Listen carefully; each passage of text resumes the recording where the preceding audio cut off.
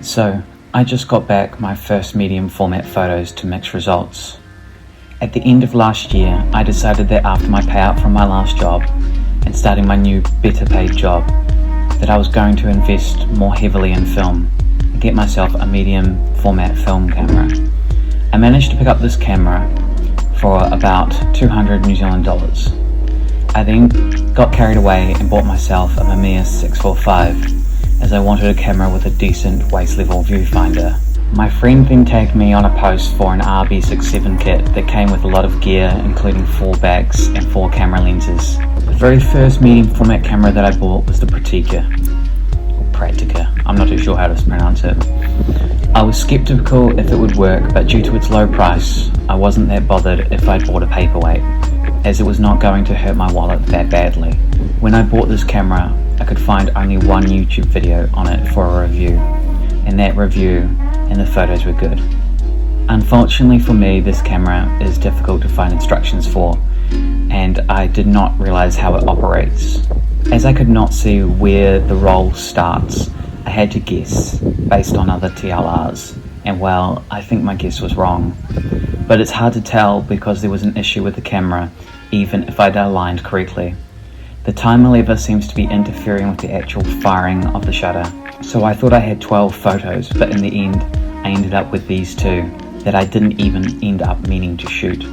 Now, the next camera that I bought was actually the first to get developed. After seeing these trend on my Insta, I knew I had to get one. I really wanted a decent waist level viewfinder medium format camera. So I scoured eBay looking for one, and I eventually bought a Mamiya RB645 kit from Japan. It came with 3 lenses, an 80mm, 120mm, and a 210mm. But I did not read the listing properly and did not see that it came with a prism finder instead of a proper waist level viewfinder. It was a struggle to get working at first, but after taking it in and seeing the owner of Splendid himself, he managed to get it working. But not before we had pushed through these shots where it did not.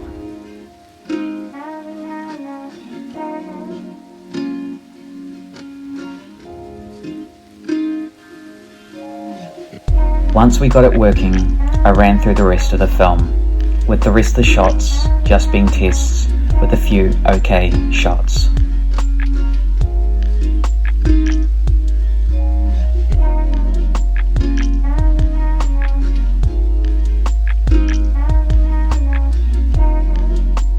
My final medium format camera that I've bought this year was the RB67. When I bought my 645, I was not planning to get an RB67 just due to the fact I got more photos with my 645. However, when a friend of mine tagged me on a post from a reputable store, I had to pick it up for its price. It was like $1,200 New Zealand, which is a pretty damn good price. It came with 4 lenses, a 50mm, a 90mm, a 180mm, and a 360mm, and an extension tube, 220mm backs, and 2 220mm backs. This was something that I was interested in because I could then do comparison videos between different film stocks. It also came with a Pelican case, so I considered for the price it was an absolute bargain. There was also a sports zone finder, filters, and 6 rolls of film. It took a wee while to figure out how to use, and I did at first lock the film locks, meaning I could not put on a new back for about a week and a bit till I had the patience to find the answer. Once overcoming this issue and figuring out all the issues with firing, I ran through a test roll.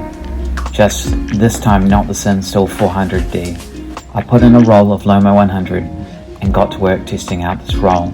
I managed to get these photos, and overall for test photos they came out okay. However, I did have this wavy line running through them, which after conversation with Reddit users on Analog, we figured out that it was one of my wavy long hairs had got into the camera, probably into one of the film backs, as we could see the wavy line on the negative, meaning it wasn't a lab issue, and it showed up black in the photo, meaning it was unlikely to be a rogue particle travelling through.